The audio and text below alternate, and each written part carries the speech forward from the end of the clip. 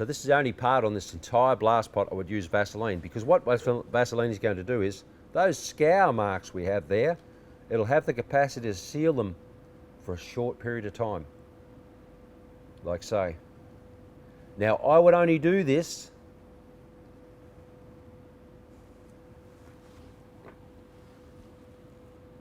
if I was going to do a test.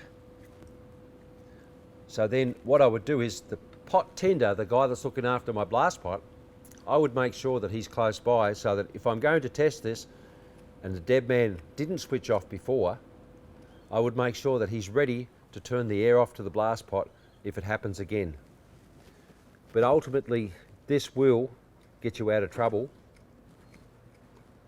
and get you up and running again.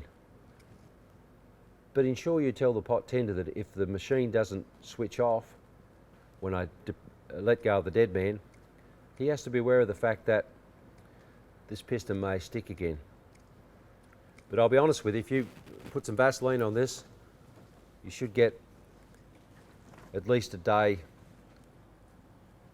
until the replacement piston arrives.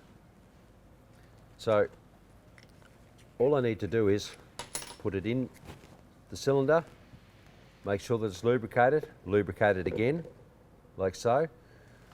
Now the only time I put this back in there, if these O-rings haven't been compromised by that scouring.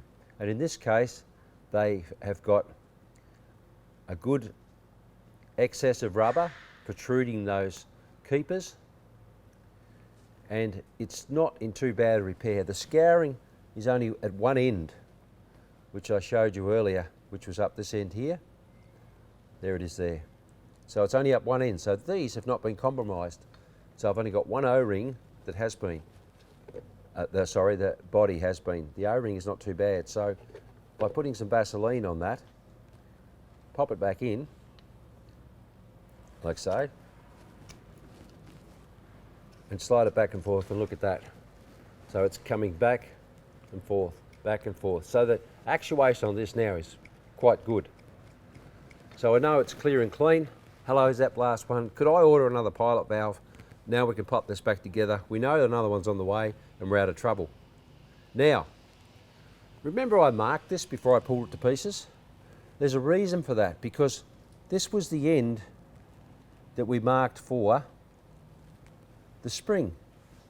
So look what's in the piston here. There's a recess.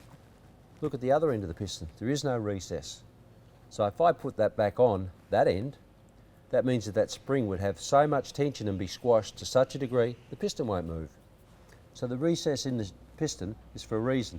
It's for this to go back on there. Now before I put that back on there, what I suggest you do is put the spring down, grab some Vaseline and smear that around those O-rings, because that'll assist them in sealing when you repair, or when you replace these items. So that's the end we marked. There's the mark, there's the mark, there's the spring. Pop the spring in. O-rings are still there, 1, 2, 3, yep. Does it matter which way that goes around? Can it go around that way or around that way?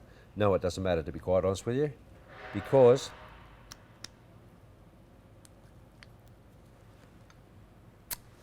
it goes back into place like so. That's the way I undid it. That's the way I put it back in. All you need to do is pop those screws in, like so.